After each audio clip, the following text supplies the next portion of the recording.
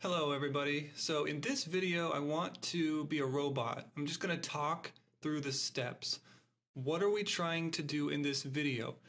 We have a website, we have buttons on our website, we have Pinterest, we have Google Tag Manager. What we want to do is record a Pinterest event conversion when somebody clicks some button or buttons on our website, and we want to do it using Google Tag Manager. If you've ever tried to look for this information just doesn't exist. So let's just get started. I will show you how to do it. And I'm going to talk very robotic, step by step, not add a lot of wasted blah, blah, blah. Okay, ready? Go. First, click in Pinterest, click Ads, Conversions. You will come to this page. You want to either create a new conversion or you just want to click an existing one. That's pretty self-explanatory. This unique tag ID, we're going to need that number here in a minute. Notice the steps down here. Install Pinterest Tag Helper Chrome extension. When you do, it looks like this. It's like a globe with a pin looking thing. That's what it looks like. Pinterest Tag Helper. This is the website on the Chrome Web Store.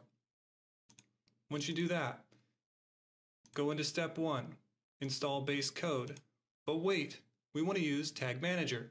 Go into Tag Manager. Go into the account that you want to, implement this through. Then you're going to come to this overview page here. First thing to do, go to Tags. Then you want to add a new tag. So click New. Here you're going to say, New what? You can scroll down and find the Pinterest tag right here. Let's click that. Now here, you probably won't have your tag ID, this unique tag ID, already set as a custom variable. So we click that brick, they call it the brick in the documentation for Pinterest in Google Tag Manager. By the way, I didn't mention that. This is Google Tag Manager and Pinterest tag implementation. Also, by the way, something else I didn't mention, we're not going to be installing Enhanced Match. We're about to come to that right now. But this Pinterest tag ID, it's a variable of type constant. This didn't exist before I started this. So you want to go up to plus, and now we're like 20 million layers deep. And we're going to click this one. Now we're 100 million more layers deep. You want to scroll down and click constant. And then you want to copy this unique tag ID like this, put it here, and I named mine. Let's see what I named it. Discard that change. I named it Pinterest Tag ID. So that's just a variable, custom variable. So then, once that's selected, you want to select that Pinterest Tag ID. This is just a placeholder. Now here, this says hashed email. It says optional but required for enhanced match. Enhanced match is what they're talking about here on Pinterest. So we're not going to cover that. Basically, it requires data layer variables to have the email address, and I honestly don't understand it, so I'm not going to speak to it. So we did that. We just left this blank, and this is where we want to select base code only. Remember, we're installing the base code right now. And lastly, I named this tag. Well, this isn't lastly. Let's stay here for a minute. I just want to see what I named it.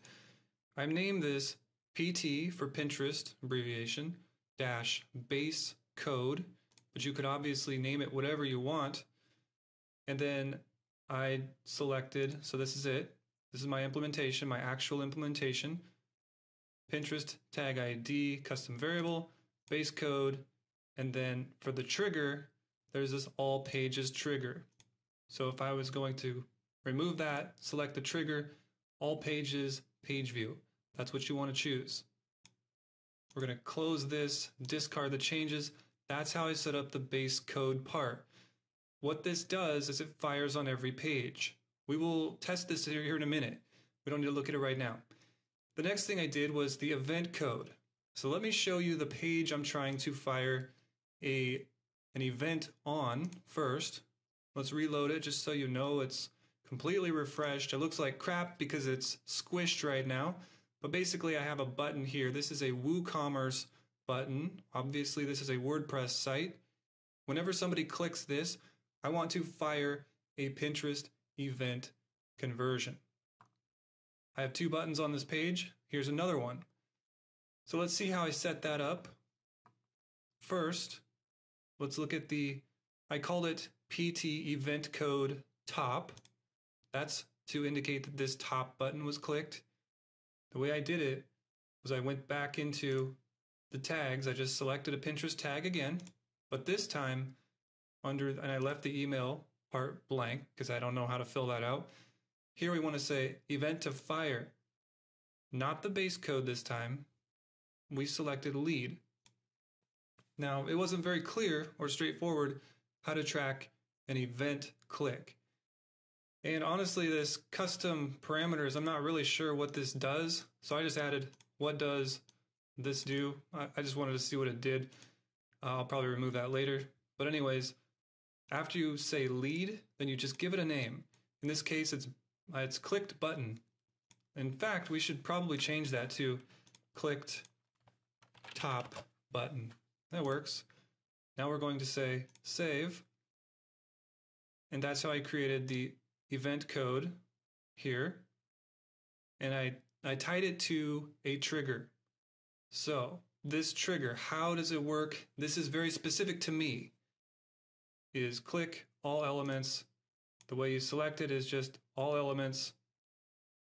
And then I did some clicks, and I want it to be very specific to this button on this page. So I went through like page path contains, and then the URL page path right here.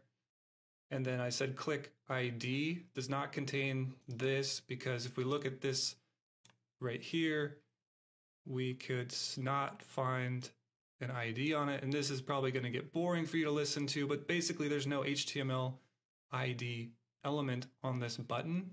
However, down here, there is. So if I look at the ID, there it is, Amazon-click. So this is on the bottom button, not the top. So I basically just said the top one does not contain this ID, because WooCommerce has an issue about like adding an ID to a WooCommerce button. For some reason, the text is buy at Amazon, and then the class is this stuff, and that's how I set that up. Again, this is going to be very specific to you, and so don't copy me there. So I just tied this trigger to this event, and that's how you did it. Now we just do this exact same thing for the bottom. The only difference was that ID for the trigger here, I just said it does equal Amazon-click for the ID. That's basically the only difference.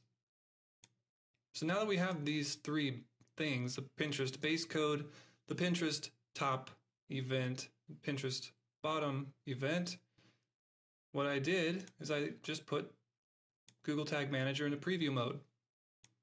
Now, I'm gonna expand this for you.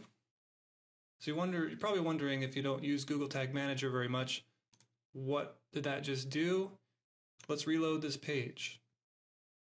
Notice this bar here appears, and notice what tags are firing. We have the page view, that's from Google Analytics. We have the Pinterest base code, and we have the Google Ads remarketing code. I didn't show you how to install Google Analytics or Google remarketing. I do have a course that goes super in depth on how to do this stuff, but it's tailored to YouTube advertising. You can check out Udemy, it's like one of the top courses, or you can visit my site, coursenode.com. I show you how to do all this stuff. But basically, we're on this page here. Notice I just clicked the page. I'll click it again. Click event happens. Okay, but none of the tags fired, right? So another thing is, this thing that pops up, it's only popping up for you. It's not popping up for everybody that sees your website or visits it in this very moment. So don't be scared about that. Here you can see the variables of the events. So like if this click event right here, let's look at the variables right here. This is how you figure out how to configure like the button clicks. So like when I was, well, that's all messed up now, but when I was looking at these button triggers right here, what you do is you basically click the button you want to click, and then you come here and sorry about this, and you look at this area here for the variables, and you see what those values are. So let's do an example. Let's reload this page just to get rid of all these click events. Now, let's click the top button. I'm going to hold Control and click Buy at Amazon. So look what happened. Yes, my page opened up. I'm going to close that. It doesn't matter. We want to see what fired. So we originally had the page view event. Okay, no big deal. We have the Pinterest base code. Okay. And we had the remarketing. But now look what happened. The AdWords conversion event, because I tied that to this button. We have a Google Analytics event because I want to push this event into Google Analytics. But here's the most important thing. The Pinterest event code top. So notice the bottom, the Pinterest event code bottom event didn't fire. So what you can do is you can click this, it opens up, and you can inspect it. And you can see why it fired. So the click classes matched single add to cart button. And we're here, so we might as well look at it. Single add to cart button, okay. Yep, that is true. It had buy at Amazon as the text, matching regular expression, ignoring case. The page path contained this, and then it did not have an ID equal to Amazon-click. So that's why it fired. Cool, right?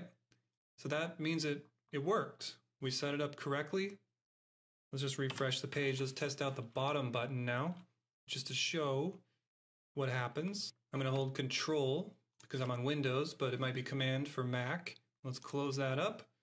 And again, this time, what fired on that click event was PT base code and then PT event code bottom.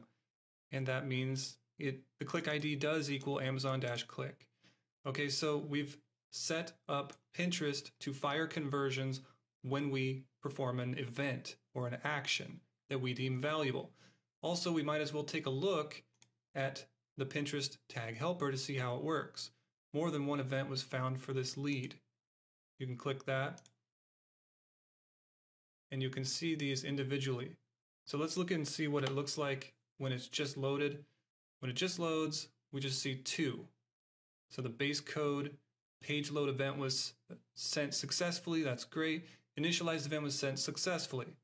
Now let's go ahead and click this bottom button and notice it went from 2 to 3. So lead event was sent successfully. The lead type was clicked button, and that's because we didn't change that for the bottom button. But if I click this one right here, notice that now it says, oh, there's multiple events now. Let's take a look at this one. It says clicked top button. So that's pretty cool, right? We know it's working. We know it's sending it. We got all green check marks here. So we have successfully done that. And if you wanted to just check this in Google Analytics, what I recommend is setting up the same idea. Like when somebody clicks the button, you have that event. Right now I have this IP filter on. So what I'm going to do is just reverse it. I'm going to say include only. We click that. We open up real time. We go into events. So now it's only recording website traffic when it comes from my own IP address. And what we should see over here when we click a button is the event going to Google Analytics as an event. So I just clicked it, right? It's loading. Let's give it a minute here. There we go, because we're looking at events. This event did happen. And that's it. So events last 30 minutes, button, click. Yep, that's true. Okay, so we've set up Pinterest event conversion tracking on buttons using Google Tag Manager. Whew, that was quite a bit. Thanks for watching.